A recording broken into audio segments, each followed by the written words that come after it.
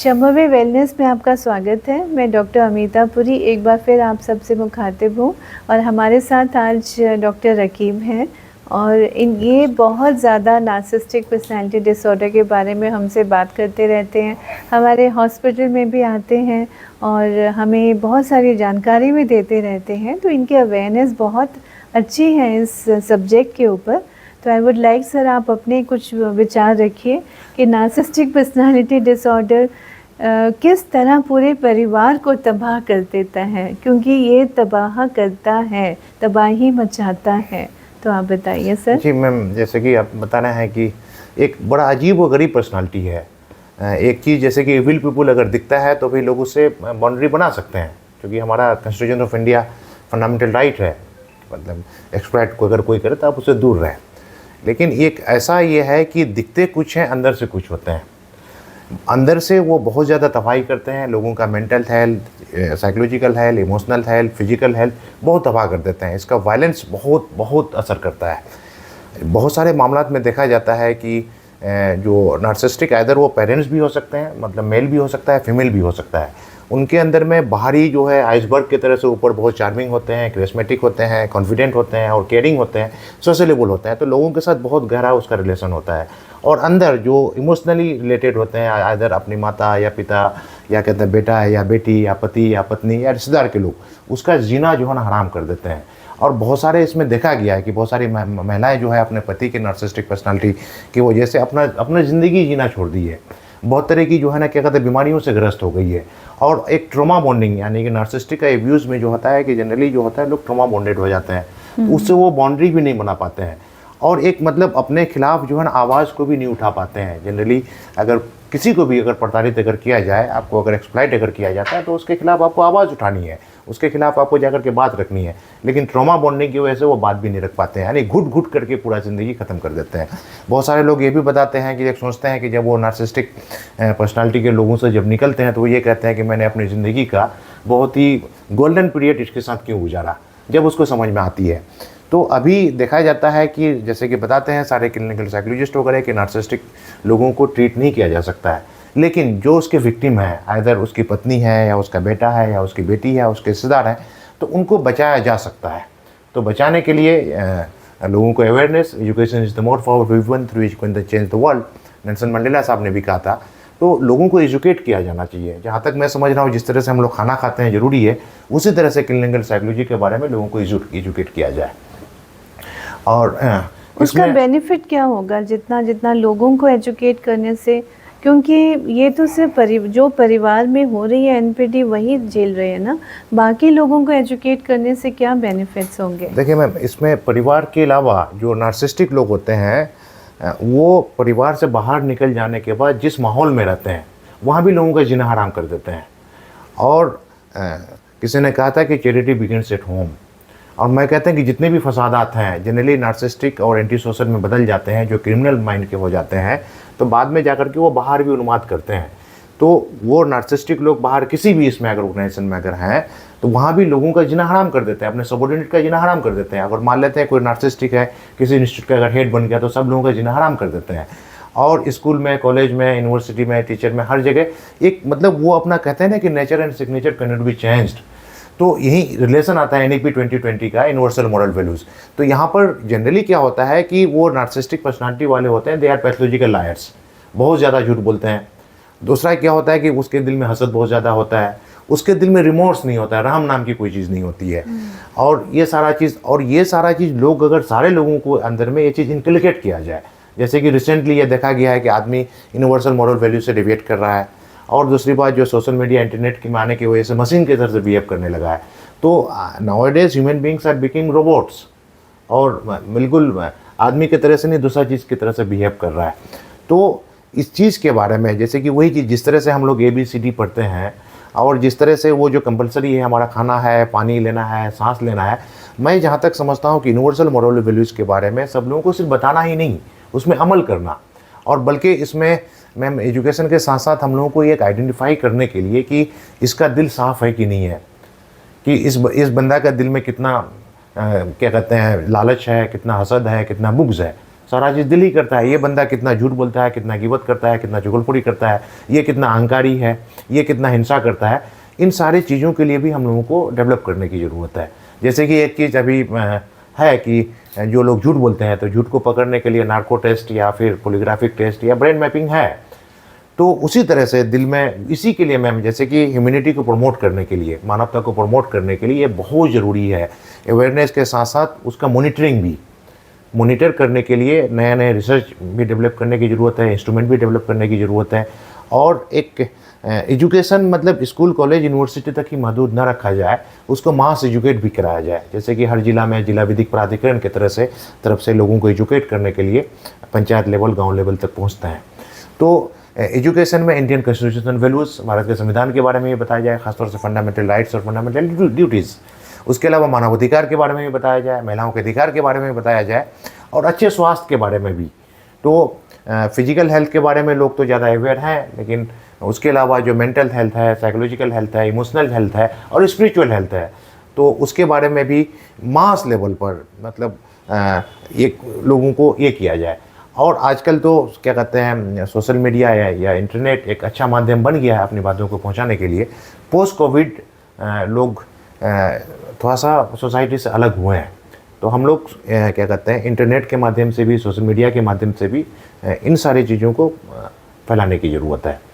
जहाँ तक ये है कि जैसे कि है कि prevention is better than cure, तो हम लोग नार्सिसिस्ट को तो चेंज नहीं कर सकते हैं, या फिर पता नहीं आने वाले दिनों में उसका चेंज आ जाए, लेकिन अभी क्या करना है कि हम लोग इतना एजुकेट कर दें लोगों को कि कोई आगे चल करके कोई लड़का या लड़की नार्सिसिस्ट ना बने। उसके लिए मेंटल हेल्थ प्रोफेशनल्स को भी जागरूक होना भी ज़रूरी है, उनका अपनी टीम को ट्रेनिंग्स देते रहना भी ज़रूरी है कि आप trauma abuse recovery coach, specialist, psychologist अच्छे से बन सके, और उसके ऊपर ट्रेनिंग्स लेते रहना, अपस्किलिंग करते रहना बहुत ज़रूरी है। क्योंकि नार्सिसिस्टिक पर्सनैलिटी डिसऑर्डर आजकल बहुत ज़्यादा केसेस कॉमन हो गए हैं, हमारे पास आते रहते हैं, और हम लोग भी स्किलिंग और इंटर्नशिप्स करवाते हैं, ट्रेनिंग्स देते हैं। ये ज़रूरी है समाज के लिए। इसमें मैम ऐसा है ना कि अगर एक नार्सिसिस्टिक आदमी है तो पूरे परिवार का जीना हराम कर देते हैं, पूरे समाज का जीना हराम कर देते हैं, और चालाकी से जो है ना बच भी जाते हैं।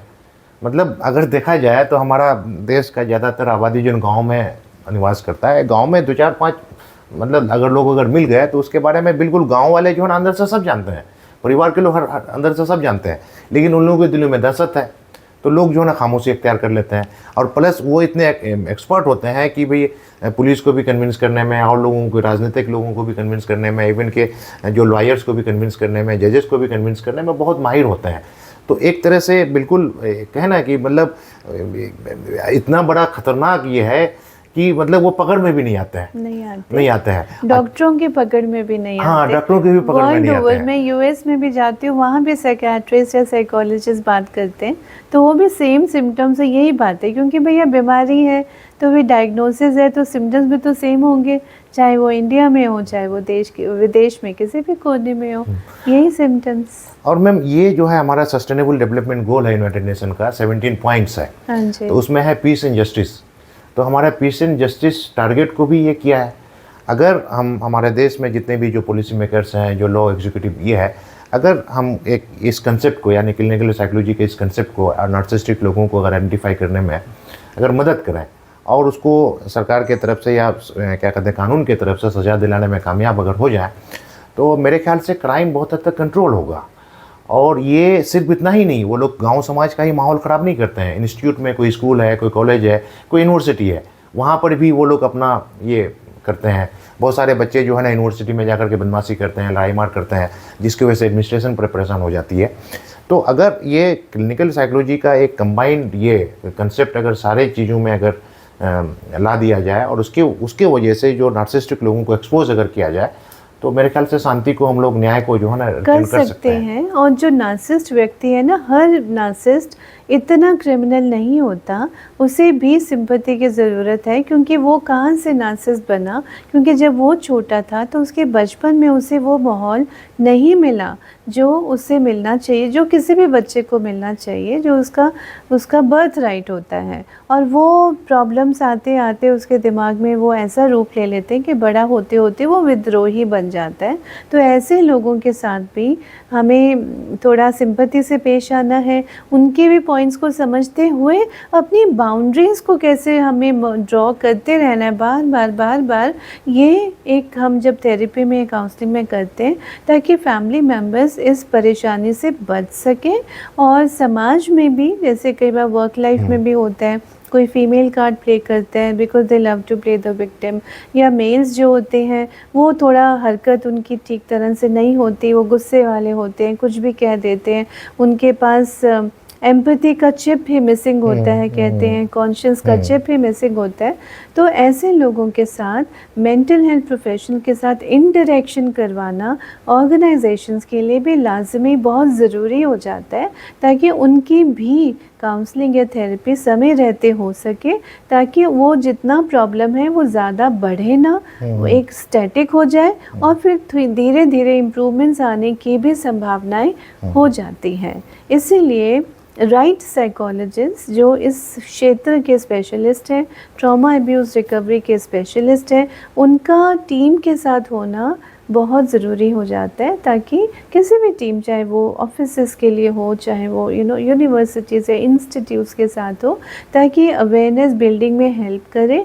वरना अगर नहीं रोकेंगे दिमाग को या दिमाग का खात्मा नहीं करेंगे तो वो पूरी उस जगह को ख़राब कर देंगे। तो उसी तरह इसको ये भी हमें उसको थेरेप्यूटिकली, उसको सिंपैथी के साथ, एक एनपीडी जो व्यक्ति है उसे अब ये प्रॉब्लम हो गई है, वो खुद भी तो नाखुश है, वो खुद कहाँ पर अपने आप में इतनी खुशी महसूस कर रहा है, उसकी जो प्रॉब्लम्स है उसको भी समझते हुए और अपनी बाउंड्रीज़ को हम बार बार कैसे बना सकते हैं, इसके लिए राइट समय, right psychologist, right trainer, right coach के पास, राइट डॉक्टर के पास जाना बहुत ज़रूरी है। और मेंटल हेल्थ प्रोफेशनल्स के पास समय रहते जाना ज़रूरी है, और अपनी मेंटल हेल्थ का ख्याल रखना भी बहुत ज़रूरी है।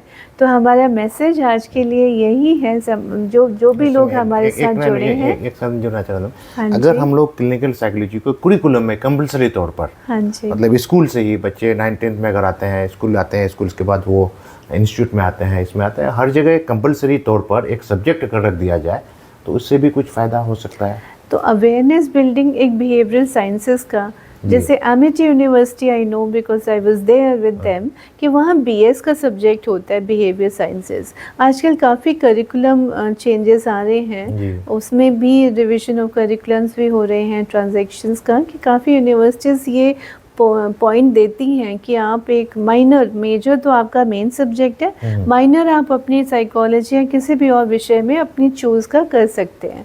कुछ यूनिवर्सिटीज़ बीएस बिहेवियर साइंसेस को मैंडेटरी रख लेती हैं। तो अगर ऐसा बिहेवियर साइंसेस के अंतर्गत अगर साइकोलॉजी को लाया जाए और साइकोलॉजी के बारे में बच्चों को कॉलेज लेवल से यूनिवर्सिटी लेवल पे, may be school level also, little bit moral जो साइंसेस हैं, या जो अभी हमारा एनईपी नेशनल एजुकेशन पॉलिसी में भी चेंजेस हैं regarding moral values to be taught early. तो अगर ये सब चीज़ें साइड बाय साइड समय रहते होती रहेंगी तो आई एम श्योर समाज में चेतना बढ़ेगी और हम लोग बेटर ह्यूमन बींग्स भी बनेंगे। और जो ये नार्सिसिस्टिक पर्सनैलिटी डिसऑर्डर नाम की जो बीमारी है, नाम का जो दीमक है, आई एम श्योर उसमें भी बहुत ज़्यादा चेंजेस आएंगे, बदलाव आएंगे, रुकावट आएंगी, कंट्रोल आएगा, मैनेजमेंट आएंगे, है ना। सो आई एम श्योर अगर आप सबको ये वीडियो पसंद आया हो तो ज़रूर आप हमारे साथ जुड़िए और आप अपने ये लाइक करिए, शेयर करिए और अपना जितने लोगों की दुआएं आप कमाएंगे, आप खुद भी नहीं जानते आप क्या क्या कर देंगे, आप ये शेयर करेंगे तो बहुत बहुत धन्यवाद।